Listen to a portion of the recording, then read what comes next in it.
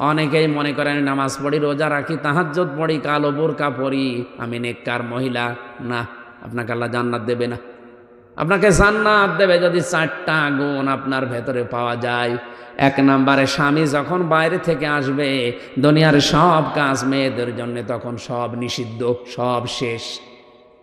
আপনি স্বামীকে সময় দেবেন, এটা আপনার আসল কাজ।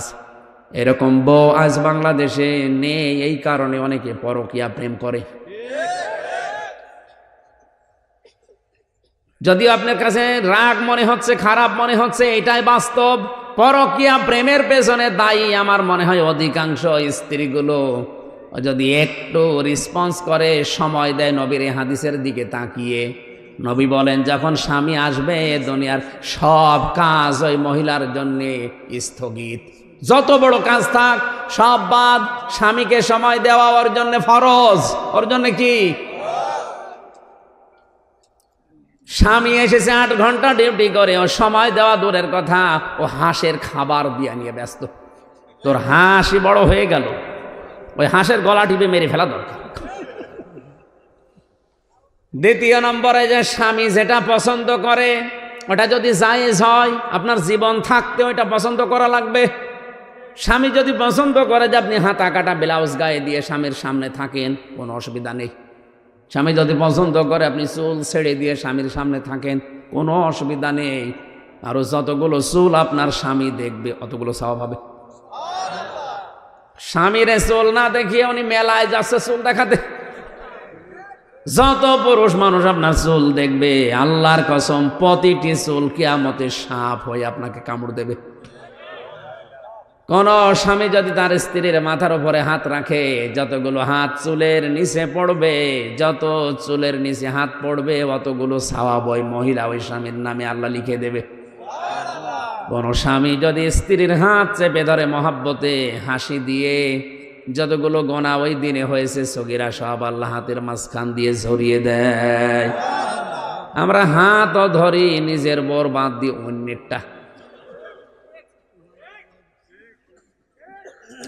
স্বামী আমার এখানে, আমি যারা আছি এখানে যত স্বামী বসে আছে, প্রত্যেকটা স্বামী পছন্দ করে এটা যে বিয়ের পরে যেন আমার মা বাবা আমার সাথে থাকে। কথা বলা লাগবে।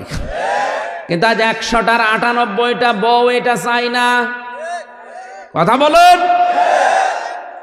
এই জন্যই তো বৃদ্ধাশ্রম তৈরি হচ্ছে, এই জন্যই তো আলাদা হওয়ার সিস্টেম বাড়তেছে।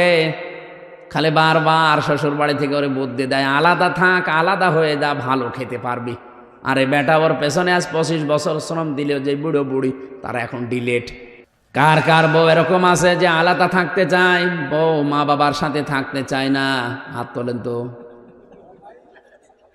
ও, এই এলাকায় এই ওয়াজ করা ঠিক নেই, এই জেলায় নেই। আলহামদুলিল্লাহ, আমি হাদিস বলা বন্ধ করে দিলাম, আমার দরকার নেই। আমি অন্য হাদিস বলছি নাকি? এই সত্যি কি এরকম এলাকায় গাজীপুরে বৃদ্ধাশ্রম তৈরি হয়েছে কোন কারণে? আপনারা হাত তুলছেন না কোন কারণে? হাত তোলেন, কোনো ভয় নেই, ক্যামেরা আমার দিকে, হাত তোলেন। একজন তাও সে হাত তুলেছে, ও মুরব্বীর বউ বেশি আছে কিনা সন্দেহ। ও তো বউ বেশি থাকা সম্ভব না। 3 নম্বরে, স্বামীর সম্পদ এবং তার সন্তানকে দেখে শুনে রাখবে, ইসলামের পথে চালানোর জন্য চেষ্টা করবে। 4 নম্বরে, স্বামীর মনে দুঃখ দিয়ে কোনো কথা, কোনো বরদোয়া দেওয়া যাবে না, এটা হারাম। পৃথিবীতে ফেরাউনের মতো এত বড় ভয়ঙ্কর নাফরমান জানোয়ার স্বামী কারো কপালে? কথা বলেন না কেন? কি জানোয়ার ছিল, নিজের স্ত্রীর হাতে পেরেক লাগিয়েছে, পায়ের ভেতরে শলাকা লাগিয়েছে, কপালে পেরেক লাগিয়েছে, আর মাথার উপরে গরম তেল ঢেলে দিচ্ছে। কোরআনে কারিমে আল্লাহ একজন মহিলার নাম দিয়েছে যাকে আল্লাহ জান্নাতে একটা ঘর বানিয়ে দেবে। ইযে ক্বালাত রাব্বি ইবনি লি ইনদাকা বাইতান ফিল জান্নাতি ওয়া নাজ্জিনি মিন ফিরআউনা ওয়া আমালিহি ওয়া নাজ্জিনি মিনাল কওমিজ জালিমিন।